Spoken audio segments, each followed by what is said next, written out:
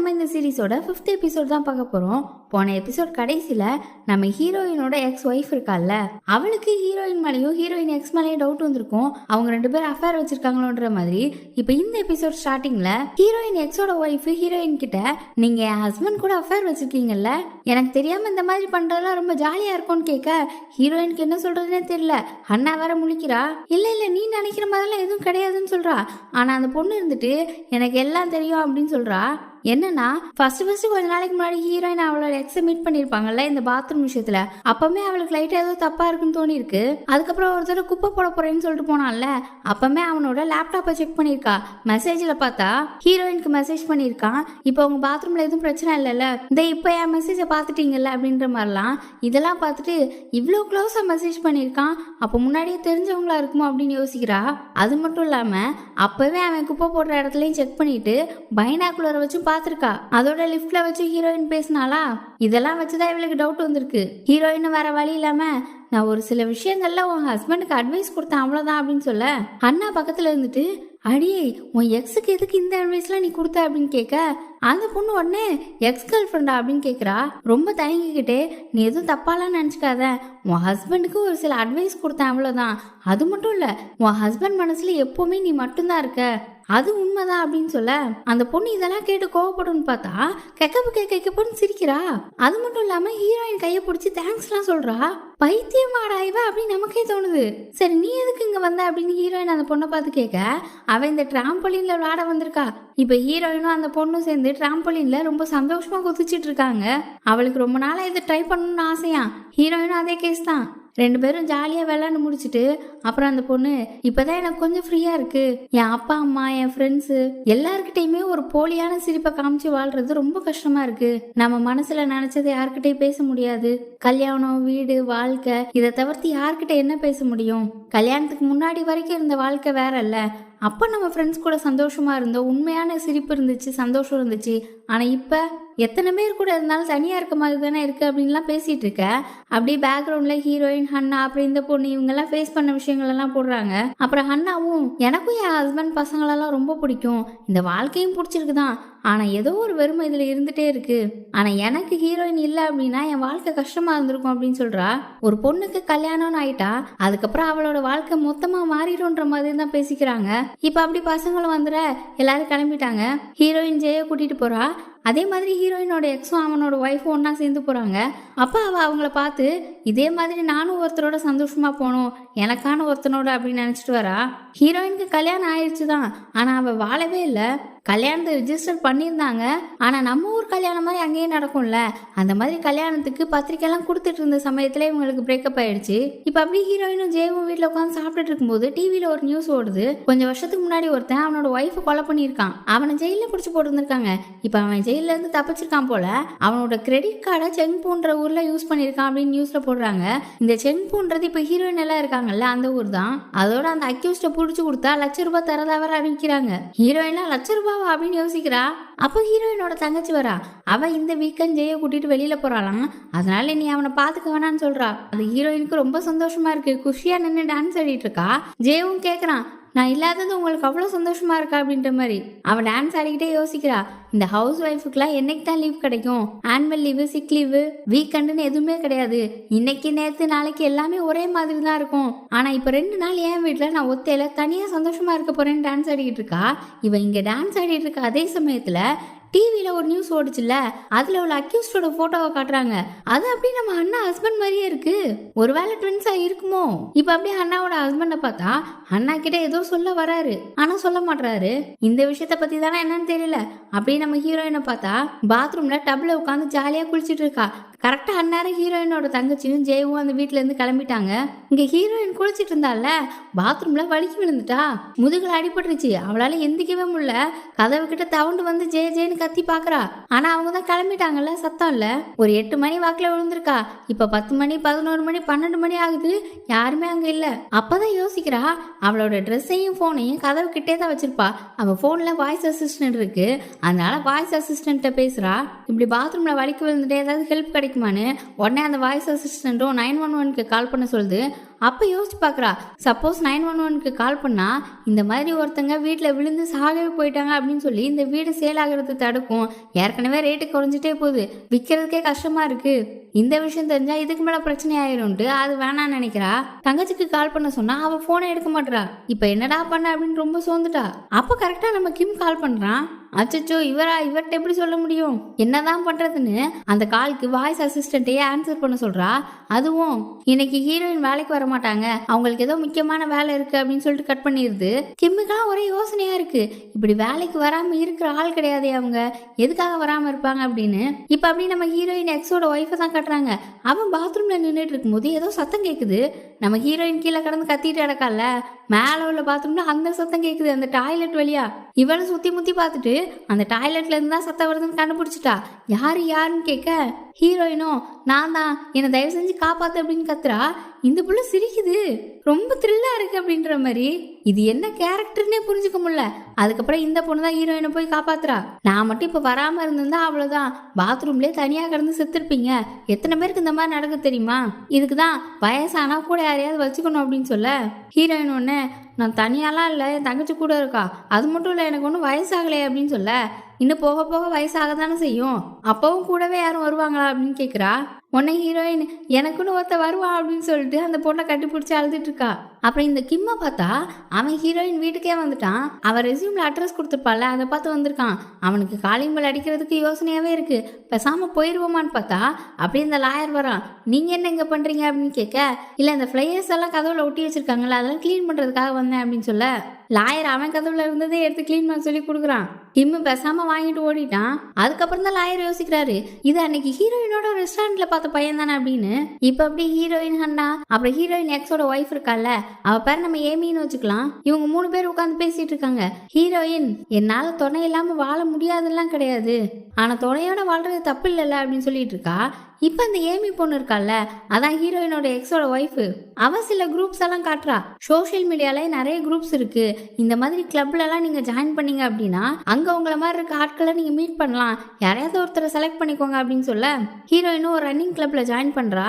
அப்புறம் அப்படி இன்னைக்கு சாயந்தரமே அந்த ரன்னிங் கிளப்ல உள்ளவங்க எல்லாம் மீட் பண்றாங்க. எல்லாம் ரன்னிங் போகிறதுக்கு தான் ஒவ்வொருத்தரா இன்ட்ரடியூஸ் ஆகுறாங்க. அதுல 2-3 பசங்க டிவோர்ஸ் ஆனவங்க அந்த மாதிரி. அப்புறம் ஹீரோயினோட சேர்த்து 3 பொண்ணுங்க இருக்காங்க. எல்லாருமே அவங்களுக்குன்னு சோசியல் மீடியா பேர் வச்சிருப்பாங்கல்ல, அதை சொல்லி தான் இன்ட்ரடியூஸ் ஆகுறாங்க. ஹீரோயினுக்கு லைட்டா குற்ற உணர்ச்சியா இருக்கு.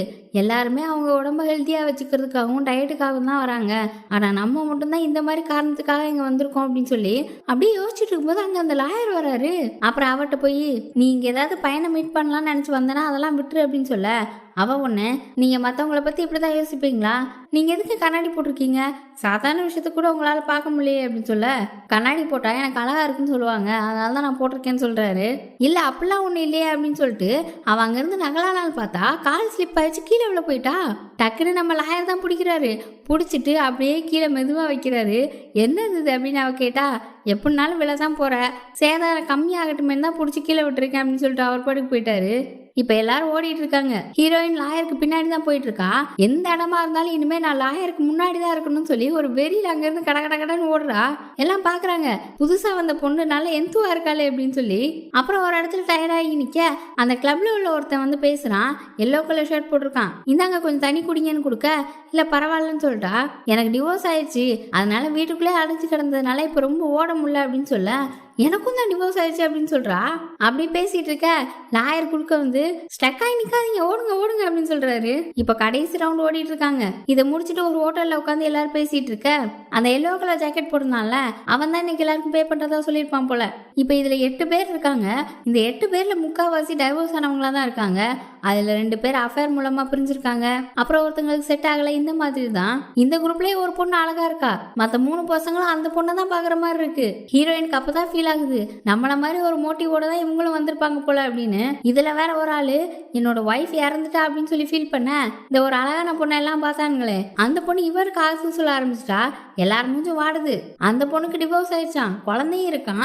ஆனா குழந்தைங்கள அவங்க ஹஸ்பண்ட் கஸ்டடியில விட்டுட்டாங்களாம். அப்போ நம்ம ஹீரோயின் கிட்ட லாயர் இருந்துட்டு, அப்ப இந்த இந்த பொண்ணு தான் ஏமாத்திருப்பா, கண்டிப்பா அஃபேர் வச்சிருக்க ஒருத்தருக்கு அவங்க குழந்தைய கஸ்டடிக்கு கொடுக்க மாட்டாங்க அப்படின்னு சொல்றாரு. அப்பதான் ஹீரோயினும் யோசிக்கிறா, டிவோர்ஸ் ஆனதுக்கு அவங்க காரணம்ன்றதை ஏத்துக்கவே இல்ல, எல்லாரும் பழி போட்டுட்டு தான் இருக்காங்க அப்படின்னு. அப்புறம் ஹீரோயின் வீட்டுக்கு சாப்பாடு எடுத்துட்டு போறதுக்காக பார்சல் சொல்லிருப்பா, அதை வாங்க போக அப்ப அந்த எல்லோ கலர் ஜாக்கெட் பையன் ஹீரோயின் கிட்ட வந்து நம்ம கொஞ்சம் தனியா பேசலாமா அப்படின்னு சொல்லி கூப்பிடுறான். நான் பார்த்த உடனே இந்த மாதிரி உங்ககிட்ட பேசுறது சரியா தெரியல, இருந்தாலும் நான் சொல்லிடுறேன், எனக்கு உங்களை பிடிச்சிருக்கா அப்படின்றான். ஹீரோயினுக்கு அப்படியே கொஞ்சம் குளுக்குளுன்னு இருக்கு. இப்ப அப்படியே அந்த பக்கம் லாயரை பார்த்தா அவர் கூட இருந்தவங்க எல்லாம் நாங்க கொஞ்சம் வெளியில போய் காத்து வாங்கிட்டு வரோம்னு சொல்லிட்டு போறாங்க, ஸ்மோக் பண்றதுக்காக தான். இப்ப லாயர் மட்டும் தனியா இருக்க, இந்த ஹீரோயின் எங்க போனா அப்படின்னு யோசிக்கிறாரு. ஒருவேளை இருக்குமோ அப்படின்னு சொல்லிட்டு இன்னொரு விஷயத்தை யோசிக்கிறாரு. என்னன்னா, இன்னைக்கு ஒரு எல்லோ கலர் ஜாக்கெட் போட்ட ஒரு பையன் ஹீரோயின் கிட்ட வந்து பேசுறானா, அவன் இதுக்கு முன்னாடியே அந்த கிளப்ல இருந்திருப்பான்ல, அவன் அப்போ லாயரை மீட் பண்ணி பேசியிருக்கான். இன்னைக்கு ரன்னிங் முடிச்ச உடனே பார்ட்டிக்கு வரீங்களா அப்படின்ற மாதிரி கேட்டிருக்கான். அவரு இல்ல எனக்கு வேலை இருக்கு அப்படின்ற மாதிரி சொல்ல, நீங்க இங்க ரொம்ப நாளா இருக்கீங்களா, நீங்க லாயர் தானே, இங்க 2-3 பொண்ணுங்களும் இருக்காங்க, நீங்க ஏன் பார்ட்டிக்குலாம் வர மாட்டீங்க, வந்தீங்கன்னா ஏதாவது பொண்ணை உஷார் பண்ணலாம்ல, எனக்கெல்லாம் அந்த வித்த கை வந்த கலை, உடனே பொண்ணுங்களை உஷார் பண்ணிடுவேன் அப்படின்ற மாதிரி பேசியிருக்கான். இதை லாயர் யோசிச்சு பாக்குறாரு. ஹீரோயின் கிட்ட பேசுனா அவன் போயிருக்கானோ அப்படின்னு யோசிக்கிறாரு. அந்த பக்கம் அந்த எல்லோ கலர் ஜாக்கெட்டை பார்த்தா, நீங்க ஏதாவது வேலைக்கு போறீங்களா, உங்களுக்கு கிட்ஸ் இருக்கா, உங்க குளம் என்ன, கோத்திரம் என்ன, வீடு இருக்கா, வாசல் இருக்கான்னு வரிசையா கேள்வி அடிக்கிட்டே போறான். ஹீரோயினுக்கு புரிஞ்சு போச்சு, இவன் நமக்கு செட் ஆக மாட்டான்னு. நான் இப்ப நிறைய பார்ட் டைம் ஜாபுக்கு போய்கிட்டு இருக்கேன், எனக்கு இந்த சாமி தான் பிடிக்கும்னு கிடையாது, எல்லா சர்ச்சுக்கும் போவேன், எல்லா இடத்துலயுமே டொனேஷன் கொடுப்பேன், அது மட்டும் இல்லாம எல்லா சர்ச்லயும் என் எக்ஸ் ஹஸ்பண்ட் நல்லா இருக்க கூடாதுன்னு நினைப்பேன், எனக்கு நிறைய கடன் வேற இருக்கு அப்படின்லாம் வரிசையா சொல்றா. சொல்ல சொல்ல அவன் மூஞ்சி மாறுது. நான் இப்ப இருக்க வீடு என் பேர்ல தான் இருக்கு, ஆனா அது பேர்ல ஏகப்பட்ட கடன் இருக்கு, அது எனக்கு ஜீவனாம்சமா கிடைச்சதுதான், அதோட எனக்கு இப்ப பசங்க எல்லாம் கிடையாது, பிள்ளைங்க வேணுமா வேணாமான்னு எனக்கு வரப்போற புருஷனை வச்சுதான் முடிவு எடுக்க முடியும்னு சொல்றா. இவ சொல்ற பதில் அவனுக்கு திருப்தியா இல்ல. நான் இப்ப சிங்கிளா தான் இருக்கேன், டிவோர்ஸ் ஆனவதான், ஆனா மறுபடியும் லவ் பண்ற அளவுக்கு முட்டாள் கிடையாது, நான் வாழ்க்கை போற போக்குல கத்துப்பேன், அந்த தைரியம் எனக்கு இருக்கு, இந்த மாதிரி ஃபில்டர் பண்ணுன்ற அவசியம் எனக்கு இல்ல அப்படின்ற மாதிரி பேசுறா. இதை எல்லாத்தையுமே லாயர் பின்னாடி உட்காந்து கேட்டுட்டு இருந்திருக்காரு. அவருக்கு இந்த பதில் கொஞ்சம் திருப்தியா இருக்கு. இவ்வளவு நாள் அவளை தப்பா தானே நினைச்சிட்டு இருந்திருப்பாரு, இப்ப கொஞ்சம் அந்த பார்வை மாறுற மாதிரி இருக்கு. இப்ப அப்படியே வீட்டுக்கு போறப்போ ஹீரோயின் முன்னாடி போயிட்டு இருக்கா, லாயர் பின்னாடி வந்துட்டே இருக்காரு. டக்குன்னு அவன் நின்று, நீங்க இப்ப எதுக்கு அங்கிட்டு நடந்துட்டு இருக்கீங்க, இதை பார்க்கவே கொஞ்சம் ஒரு மாதிரி இருக்கு, 2 பேரும் ஒரே வழியில தானே போறோம், வாங்க ஒன்னாவே நடக்கலாம்னு கூப்பிட்ட, இப்ப 2 பேரும் ஒன்னாவே நடந்துட்டு இருக்காங்க, நீங்க எதுக்காக இந்த கிளப்ல ஜாயின் பண்ணீங்கன்னு அவ கேட்க, என் வாழ்க்கையில ஒரு கட்டத்துல ரொம்ப கஷ்டப்பட்டேன், வெறுமையா உணர்ந்தேன், அதனாலன்னு சொல்ல, என்ன லாயரா இருக்குது அவ்வளவு கஷ்டமா அப்படின்னு கேக்குறா. வேலையினால இல்ல அப்படின்னு சொல்லி ஒரு விஷயத்த சொல்ல வராரு. ஆனா அதுக்குள்ள இப்பதான் அவளுக்கு ஒரு விஷயம் ஞாபகம் வருது. இவ வீட்டுக்கு சாப்பாடு பார்சல் வாங்கினால அதை அங்கேயே மறந்து வச்சிட்டா போல. அதே நேரம் கிம்மும் போன் பண்ணி, என்னாச்சு நீங்க சேஃபா இருக்கிறீங்களா என்னன்னு கேக்குறான். ஏன்னா ஒரு அக்யூஸ்ட் வேற இந்த ஊருக்குள்ள சுத்துறான்ல, அதனால இத பத்தி கிம் பேசிட்டு வைக்கவும் அவ லாயர் கிட்ட, அந்த ஆளை பிடிச்சிருப்பாங்களா அப்படின்னு கேக்குறா. அதான் அந்த அக்யூஸ்ட் தான், எனக்கு போலீஸ்ல தெரிஞ்ச ஒரு ஃப்ரெண்டு இருக்கான், அவன் இன்னும் தேடிட்டு இருக்கிறதா தான் சொன்னான் அப்படின்னு சொல்ல, அவனை பிடிச்சா ஏதோ லட்சத்துல பரிசு தராங்களாமே, அவனை என் கையால பிடிச்சா அந்த லாட்டரியை வாங்கணும் அப்படின்னு சொல்ல, ஏன்னா லட்சத்துல வர்றது உனக்கு லாட்டரியா அப்படின்னு லாயர் கேட்க, ஆமா அப்பதான் இந்த வீட்டெல்லாம் வித்துட்டு நான் வேற எங்கேயாவது போக முடியும்னு சொல்றா. அந்த கிரிமினலை பிடிச்சிருவாங்க, உனக்கு பயம்லாம் இல்லையா அப்படின்னு பேசிட்டே வராங்க. அப்ப பார்த்தா எதிர்த்தாப்புல ஒரு ஆள் ஃபுல் பிளாக்ல வர்றாரு, கையில வேற ஒரு கத்திய அலுமினியம் பேப்பர்ல சுத்தி வச்சிருக்க மாதிரி இருக்கு. 2 பேருக்குமே ஒரே சந்தேகம், இந்த ஆளா தான் இருக்குமோ அப்படின்னு. அந்த ஆள் ஓடலான்னு பின்னாடி திரும்ப, நம்ம ஹீரோயின் அந்த ஆள் முதுகு மேலே பச்சை குதிரை ஏறிட்டா, இது என்னோட பவுண்டி, நான் விட மாட்டேன் அப்படின்னு சொல்லி அந்த ஆளை விடவே மாட்டா. அப்புறம் லாயரும் வந்து பிடிக்க, அவர் இருந்துட்டு 50-50 வச்சு போமான்னு கேக்குறாரு. அதெல்லாம் முடியாதுன்னு சொல்ல, சரி 55-45, எனக்கு 55 உனக்கு 45ன்றாரு. அப்புறம் தான் பார்த்தா அந்த ஆள் வேற யாரும் இல்ல, நம்ம அண்ணாவோட ஹஸ்பண்ட் தான். நீங்களா அப்படின்னு கேட்க, அண்ணா ஹஸ்பண்ட் ஹீரோயினை தள்ளி விட்டுட்டு வேகமா இருந்து ஓடுறாரு. இவளை அவர் பேரை சொல்லி பின்னாடியே ஓடுறா. எதுக்காக வந்தீங்க, எதுக்காக ஓடுறீங்க அப்படின்னு. அவர் நிக்கிற மாதிரி தெரியல, முன்னாடி அவர் ஓட, அவருக்கு பின்னாடி லாயர் ஓட, லாயருக்கு பின்னாடி ஹீரோயின் ஓடன்னு 3 பேர் விரட்டிட்டு ஓடிட்டு இருக்காங்க. அப்போ சந்தில வச்சு லாயர் மேல அவர் மோத அவரு புடிச்சு பார்த்தா அப்பதான் தெரியுது, இப்ப புடிச்சிருக்கிறது அண்ணாவோட ஹஸ்பண்ட் இல்ல, உண்மையான அந்த அக்யூஸ்ட். அப்புறம் ஹீரோயினும் சேர்ந்து பிடிக்கிறேன்னு சொல்லி அவனை கடிக்கிறேன், லாயரை கடிக்க, லாயர் ஆணு கத்த, இப்படியே போராட்டமா போயிட்டு இருக்க. அந்த ஆளு இவங்களை கீழே தள்ளி போட்டுட்டு பக்கத்துல ஒரு கல்லு கிடக்கும், அதை எடுத்து அப்படியே ஓங்க அடிச்சு போட்டுருவான் போலன்னு பார்த்தா அவன் பின்னாடி இருந்து வேற யாரும் அவனை அடிக்கிறாங்க. நம்ம அண்ணாவோட ஹஸ்பண்ட் தான். இப்ப அப்படி போலீஸ்க்குலாம் இன்ஃபார்ம் பண்ணி போலீஸ் வந்து அவனை பிடிச்சிடுறாங்க. அப்புறம் இவங்க 3 பேர்கிட்டையும் உங்களுக்கு அந்த பரிசு தொகை கிடைக்கும், அது மட்டும் இல்லாம உங்க 3 பேருக்கும் வீர குடிமகன்ற அவார்டும் கிடைக்கும் அப்படின்னு சொல்ல, நம்ம அண்ணாவோட ஹஸ்பண்ட் அதெல்லாம் எனக்கு தேவையில்லைன்றாரு. அதுக்கப்புறம் தான் பார்த்தா பரிசு 10 லட்சமா. இதை கேட்டவொன்னு அப்படி யோசிக்கிறாரு. இதெல்லாமே ஹீரோயின் நோட் பண்றா. அப்புறம் போலீஸ் போனதுக்கு அப்புறம் ஹீரோயினும் லாயரும் அவர்கிட்ட பேசிட்டு இருக்காங்க, நீங்க எதுக்காக ஓடுனீங்க, இந்த நேரத்துல என்ன பண்றீங்கன்னு. அது மட்டும் இல்லாம கத்தி வேற வச்சிருந்தாரா. அதை கேட்க அது ஆக்சுவலா கத்தியே இல்ல, சாப்ஸ்டிக்கை தான் அலுமினியம் பேப்பர்ல சுத்தி வச்சிருந்திருக்காங்க. இவர் இப்ப ஃபுட் டெலிவரி பண்றாராம். பொய் சொல்லாதீங்க, நீங்க எதுக்கு டெலிவரி எல்லாம் பண்ணிட்டு இருக்கீங்க? இப்ப உண்மையை சொல்லலைன்னா அந்த பரிசா வர காசெல்லாம் உங்களுக்கு தர மாட்டோம், நாங்க 2 பேரும் ஷேர் பண்ணிப்போம்னு சொல்ல, நான் இல்லைன்னா நீங்க அவனை பிடிச்சிருக்கவே மாட்டீங்கன்றாரு. அவர் அப்புறம் அழ ஆரம்பிச்சிட்டாரு. தயவு செஞ்சு அவன் ஒய்ஃப் கிட்ட சொல்லிடாதீங்கன்னு சொல்லி அழுகுறாரு. என்ன விஷயம் எதுன்னு தெரியல. ஹீரோயின் அப்படியே ஆர்வமா பார்த்துட்டு இருக்க. அப்படியே இந்த எபிசோட் முடியுது. அடுத்து என்னன்றதெல்லாம் வரப்போற எபிசோட்ல பார்ப்போம். அதுக்கு சேனலை சப்ஸ்கிரைப் பண்ணி பெல் ஐக்கானை பிரஸ் பண்ணி வச்சுக்கோங்க. வீடியோ பிடிச்சிருந்தா லைக் பண்ணுங்க, ஷேர் பண்ணுங்க. Bye by.